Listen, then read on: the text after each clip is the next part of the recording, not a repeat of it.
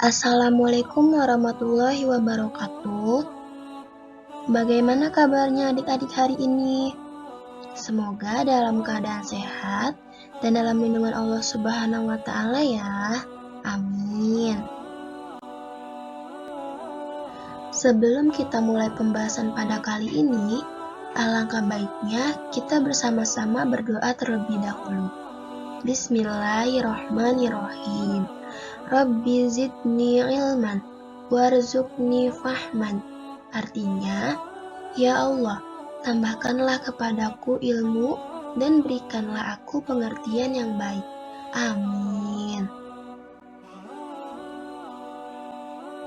Adik-adik semua, pada kesempatan kali ini kita akan membahas materi mengenai hormat dan patuh kepada orang tua dan guru dan berempati terhadap sesama. Oleh karena itu, simak baik-baik ya. Pembahasan pertama yakni mengenai hormat dan patuh terhadap orang tua. Menghormati orang tua sangat ditekankan dalam Islam. Hormat kepada orang tua sering disebut dengan birrul walidain atau berbakti kepada orang tua. Hormat kepada orang tua hukumnya fardhu ain atau wajib bagi setiap muslim, sekalipun kedua orang tuanya tidak seagama dengan dirinya atau non-muslim. Taat dan berbakti kepada kedua orang tua adalah sikap dan perbuatan yang terpuji. Setiap muslim wajib menaati setiap perintah kedua orang tuanya selama perintah tersebut tidak bertentangan dengan perintah Allah Subhanahu wa Ta'ala.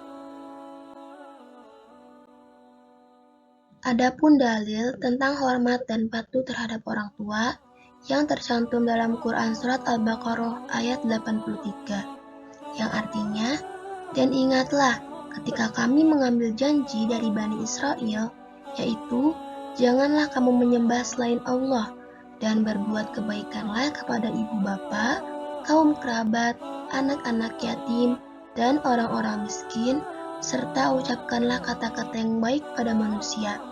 Dirikanlah sholat dan tunaikanlah zakat. Kemudian, kamu tidak memenuhi janji itu kecuali sebagian kecil daripada kamu, dan kamu selalu berpaling. Selanjutnya, di sini ada mengenai cara hormat dan patuh kepada kedua orang tua, khususnya ketika orang tua kita masih hidup di dunia. Yang pertama, yakni bersikap sopan. Yang kedua, membantu pekerjaannya. Yang ketiga, mengikuti nasihatnya. Yang keempat, membahagiakan keduanya dan mendoakannya. Adapun cara hormat dan patuh kepada kedua orang tua kita yang sudah meninggal, di antaranya, yang pertama, mendoakannya. Yang kedua, menjaga nama baiknya. Yang ketiga, mengurus jenazahnya. Dan yang keempat, melaksanakan wasiatnya. Yang kelima, menyambung silaturahmi dengan sahabat dan saudaranya. Dan melanjutkan kebiasaan baiknya. Berikutnya ada manfaat atau hikmah berbakti kepada orang tua. Yang pertama, mendapat bakti yang sama dari anak keturunan. Yang kedua, diampuni dosa. Yang ketiga, dijanjikan surga. Yang keempat, mendapatkan ridha Allah Subhanahu wa Ta'ala. Yang kelima, dimudahkan urusan di dunia dan di akhirat. Dan yang keenam, dipanjangkan umurnya. Selanjutnya, pembahasan yang kedua yakni mengenai hormat dan patuh terhadap guru. Guru adalah orang yang memiliki ilmu dan mengajarkannya kepada orang lain. Di dalam Islam, guru sering disebut dengan sebutan ustadz. Hormat kepada guru artinya memuliakan, memberikan perhatian penuh, dan menunjukkan minat besar terhadap apa yang disampaikan oleh guru. Jasa seorang guru dalam mendidik dan mencerdaskan anak didiknya sungguh sangat besar, bahkan tak ternilai. Selanjutnya, ada mengenai dalil tentang hormat dan patuh terhadap guru. Dalil tentang hormat dan patuh terhadap guru tercantum dalam Quran Surat At-Taubah ayat 122, yang artinya tidak sepatutnya bagi mukminin itu pergi semuanya ke medan perang. Mengapa tidak pergi dari tiap-tiap golongan di antara mereka beberapa orang untuk memperdalam pengetahuan mereka tentang agama dan untuk memberi peringatan kepada kaumnya apabila mereka telah kembali kepadanya, supaya mereka itu dapat menjaga dirinya. Adapun cara hormat dan patuh terhadap guru, di antaranya yang pertama, memuliakan mereka dan tidak menghina atau mencaci guru. Yang kedua, menggunakan cara bahasa yang baik pada saat berbicara dengan guru. Yang ketiga, mendatangi tempat belajar dengan ikhlas dan penuh semangat. Yang keempat, menyimak pelajaran yang sedang diajarkan oleh guru. Dan yang kelima, mengamalkan ilmu yang telah diberikan oleh guru.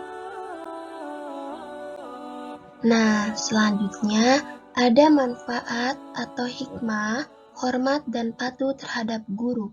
Di antaranya, yang pertama, akan membawa berkah, memudahkan urusan, dan dianugerahi nikmat yang lebih dari Allah Subhanahu wa Ta'ala. Yang kedua, akan lebih mudah menerima pelajaran yang disampaikan. Yang ketiga, ilmu yang diperoleh dari guru akan menjadi manfaat bagi orang lain. Yang keempat, akan selalu didoakan oleh guru. Dan yang terakhir, ilmu yang sudah kita dapatkan akan menjadi berkah bagi kehidupan kita kelak. Oke, selanjutnya ke pembahasan yang ketiga, yakni mengenai berempati terhadap sesama. Empati adalah keadaan mental yang membuat orang merasa dirinya dalam keadaan, perasaan, atau pikiran yang sama dengan orang lain.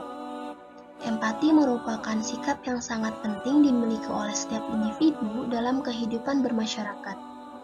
Dalam istilah lain, empati dapat diartikan sebagai kemampuan untuk menyadari diri sendiri atas perasaan seseorang, lalu bertindak untuk membantunya. Empati merupakan salah satu kunci keberhasilan dalam menciptakan hubungan yang harmonis antar sesama manusia. Dengan sikap empati, seseorang akan lebih memahami perasaan orang lain serta dapat merasakan apa yang sedang dialami oleh orang lain.